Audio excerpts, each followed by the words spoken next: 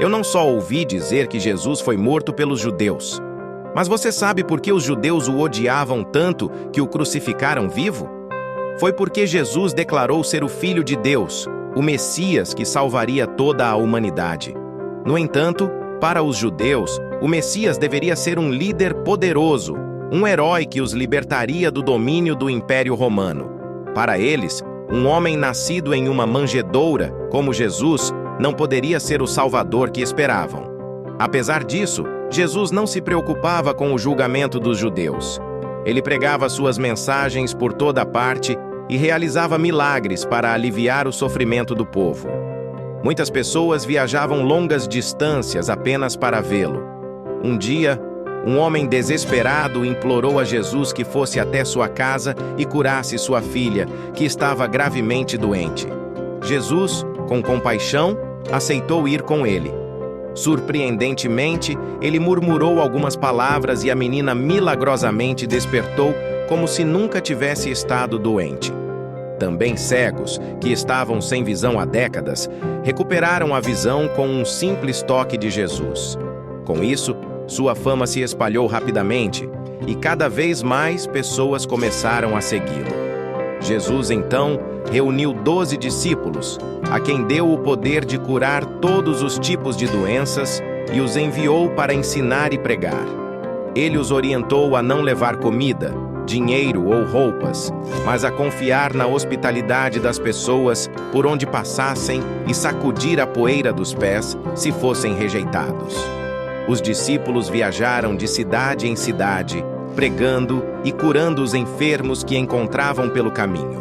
Em uma aldeia, foram recebidos calorosamente. No entanto, um homem da multidão correu até Jesus, pedindo que salvasse seu filho, que estava possuído e se contorcendo no chão. Jesus, com calma, aproximou-se do menino e o olhou fixamente. Milagrosamente, o menino parou de se contorcer e levantou-se, completamente curado.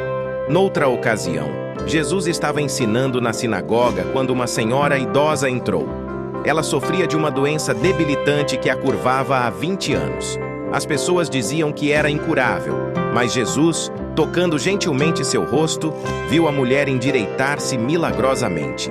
A multidão ficou maravilhada, mas alguns judeus ficaram irritados, acusando Jesus de curar em dias sagrados, o que consideravam uma blasfêmia. O ressentimento contra Jesus continuou a crescer. Quando Jesus chegou a Jerusalém com seus discípulos, foi saudado como um salvador. Porém, ao ver que o templo destinado ao culto a Deus havia se transformado em um mercado, sua indignação foi incontrolável. Ele derrubou as barracas de comércio, libertou os animais destinados ao sacrifício e condenou os judeus por sua cegueira espiritual e ganância. Esta ação enfureceu profundamente os líderes judeus, que decidiram eliminar Jesus.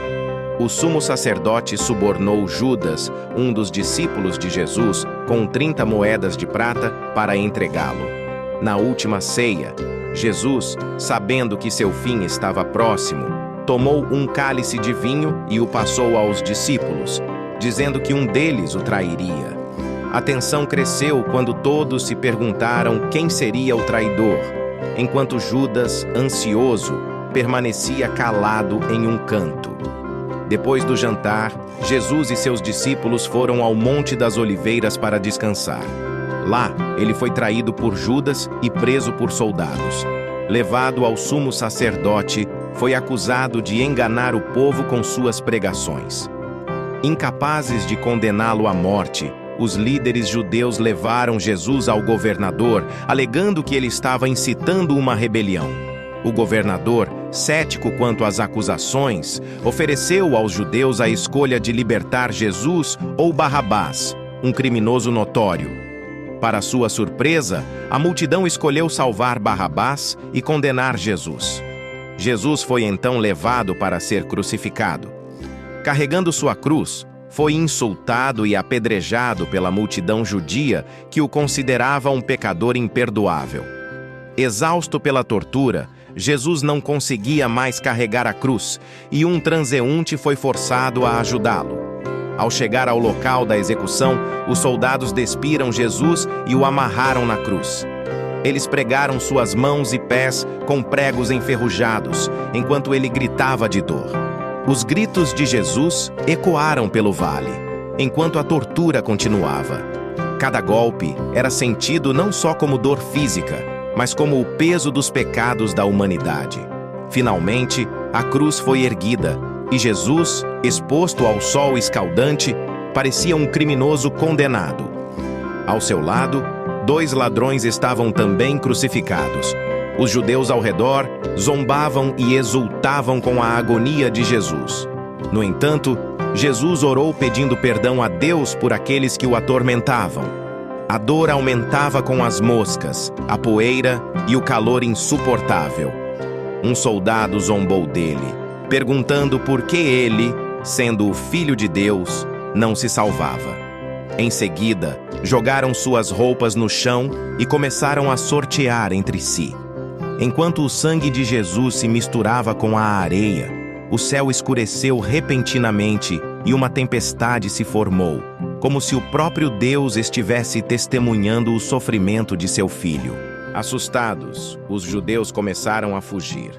Mas para muitos, era tarde demais para se arrependerem. Jesus completou sua missão de redenção no mundo, e como desejava, seu sacrifício foi o último ato de purificação da humanidade. Quando os judeus perceberam o erro que haviam cometido, Deus enviou seu exterminador.